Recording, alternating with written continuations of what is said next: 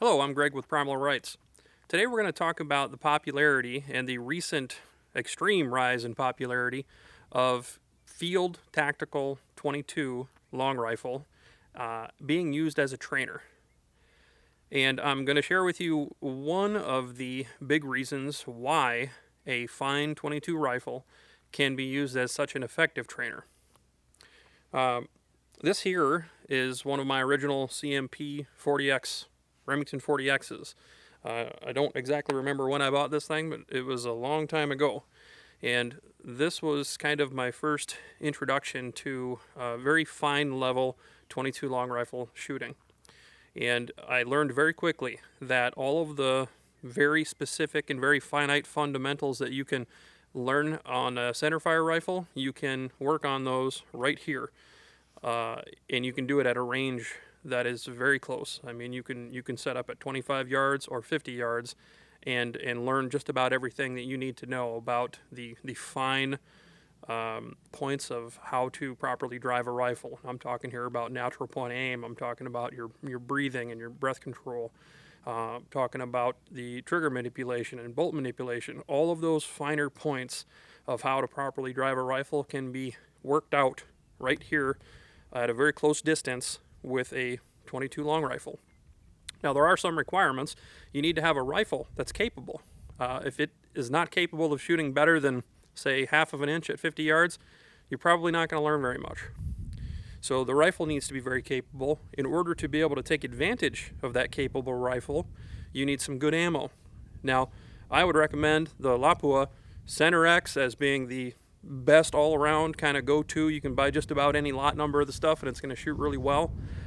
Their higher grades, of course, shoot even better. Midas Plus and Exact, they perform even better. But even the Polar Biathlon and various other different lines that they have are very respectable. So get some good ammo. RWS, R50, Ely Match, whatever your rifle happens to like the best. In the coming weeks, we're going to be spending a lot of time talking about precision rimfire, as it's something that's very near and dear to my heart. I've been working towards having full-scale repeater rifles like this for the last 15 years. And so we're going to spend a lot of time on it. And I'm going to share with you a lot of my little bits of knowledge that I've picked up along the way, some things that I've learned through hard experience. Today we're going to talk about one of those. The way that you address your rifle, there's a very well-known common shooting technique. Everybody kind of knows these things from the center fire aspects.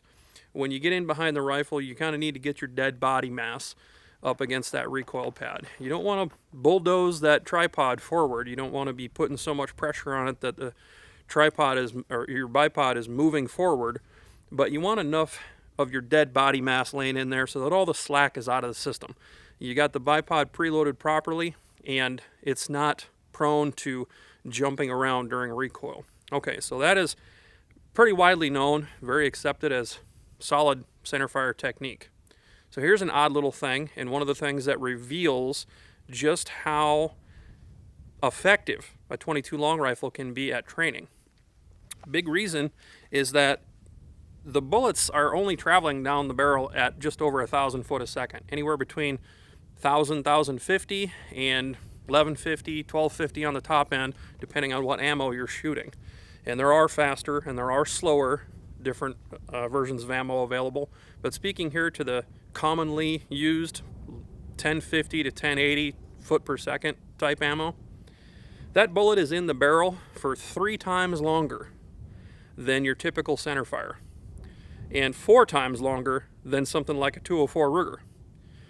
You just don't often see people saying, hey, my 204 Ruger shoots like crap.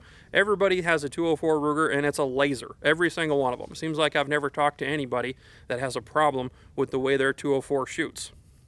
So in that lies a little golden nugget of why the 22 long rifle is so effective as a training tool. Because the bullet is in the barrel for so much longer, it accentuates any of the things that you're doing wrong. So if you're muscling that rifle, or you're yanking the trigger one side or the other, if you're putting lateral force on that trigger and causing that rifle to move off of its axis, off of its point of aim by any appreciable degree during the recoil impulse, however short and however small, if that crosshair leaves its target for even the tiniest little bit, little tiniest fraction of a second, that round is going to behave accordingly. So if you're not adhering to natural point of aim and you're violating some of the fundamentals of precision rifle accuracy, you're going to see that with these 22s. And this is evidenced by the fact that it's very easy to see that certain 22 rifles will like to be addressed differently. They will like to be held in different ways. Now, this is a fine example of this right here. This Remington 40X is one of the only rifles that I have that will not allow me to use what I would consider proper form. If I lay my dead body mass in behind this rifle, like I am supposed to, it will not respond.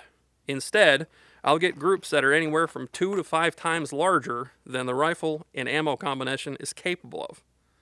So it pays to experiment, especially with 22 long rifle, because it is very finicky as it pertains to what's going on during that recoil impulse. Now, the various different harmonic vibrations and all the different things we can get into regarding tuners and this, that, and the other, I'm not going to spend a lot of time on that right here. The reality is that if I separate myself from this rifle and I just back off ever so slightly, and I'm not talking about go full free recoil, but I'm talking about I need to take the pressure off of this thing and leave a little bit of slack in the system. If I do that, this thing will hammer in the 2s and 3s all day long, and if I kind of lean into it, dead body mass, weight into there, get a good nice firm cheek weld, this rifle will not respond to that, and it's repeated this behavior ever since I've owned it, and there is virtually nothing that I've been able to discover that's wrong with it. I've been in and out of this thing, tried different chassis, different stocks, this, that, different ammo. It simply will not respond to a certain, what I would consider, proper technique. So in that, there are many other rifles out there and many other shooters out there that just need to realize, in order to get a relationship with your rifle, you're going to have to spend some time. You're going to have to experiment. You're going to have to build a certain confidence level in order to be able to understand how it wants to be shot. Now, this has happened a lot of times. See shooters struggling. They just can't really get along with the rifle for some reason. Could be something to do with the bedding of that rifle. Could be something to do with the style of trigger and the fire control group that they have in the thing. There's a lot of things that can affect this, but the moral of the story is, if you want to be able to run your rifle to its limit, you have to be able to give way to what it wants, how it likes to resonate, how it likes to vibrate, how it likes to move. And if you restrict that to a too large of a degree, then it may not perform as well as it could were you able to experiment and discover how it likes to be run. Now, having said this, I'm not suggesting that you violate any of the kind of core systems and core fundamentals, but what I am telling you is that it would pay for you to experiment. Now, this is double true the lighter the rifle is and the smaller the components.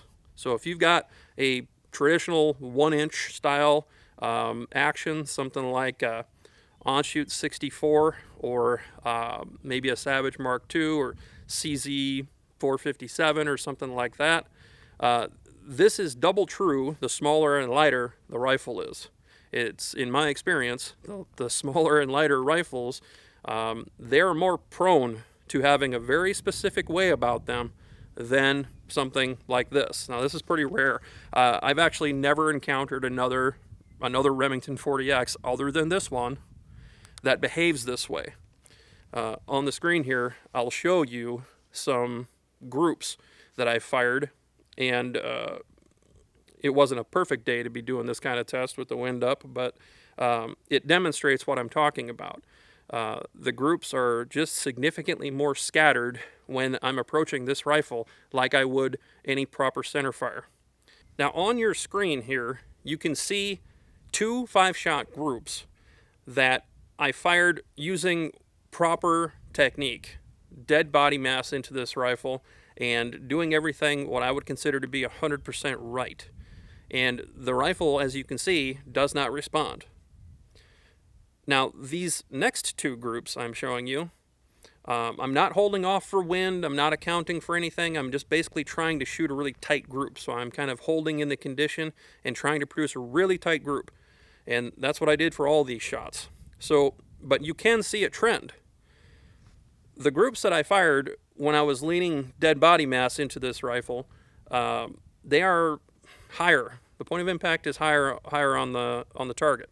Whereas when I backed off it a little bit, these groups you see on your screen now, very tiny groups.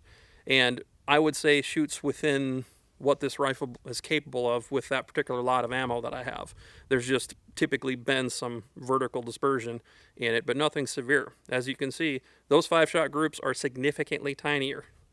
Now, all I did, the only difference that I made was I just relieved a little pressure from the back of the rifle, left a little bit of slack in the system, let it kind of recoil back into me a little more. Other than that, nothing changed. Absolutely nothing changed other than just creating a little bit of less tension between me and the rifle.